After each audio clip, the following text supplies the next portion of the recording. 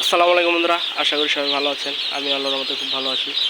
তো অনেকদিন পর আপনাদের সামনে ভিডিও নিয়ে আসলাম। অনেক দিন যাবৎ ভিডিও আপলোড করি না, ব্যস্ততার কারণে বিভিন্ন কাজকামে ব্যস্ত। যদিও 1 মাস যাবৎ আমার খামারে কোনো মুরগি নাই। টানা 3 ব্যাচ লোকসান করার পরে আবারও বাচ্চা উঠালাম। আজকে আমান কোম্পানির 2100 পিস নিছি। আমান ইপি এই গ্রেডের বাচ্চা 36 টাকা রেট। তো যাই হোক, আল্লাহর মতে সব কিছু ঠিকঠাক আছে। কার্টনে 1 পিস মরা বাচ্চা পাইছি।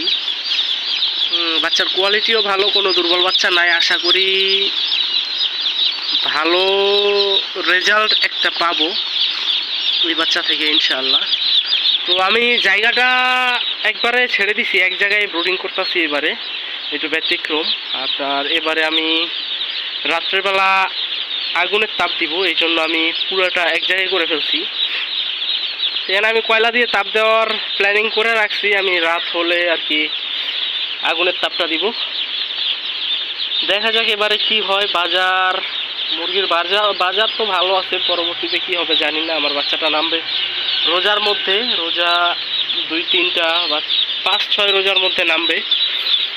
আশা করি বাজার মোটামুটি একটা পাবো। তো টার্গেটটা থাকবে মুরগির ওয়েটটা ভালো গেইন করার, যে মুরগির একটা ভালো ওয়েট আসলে বাজার একটু কমের মধ্যে থাকলেও চলে যাবে ইনশাল্লাহ।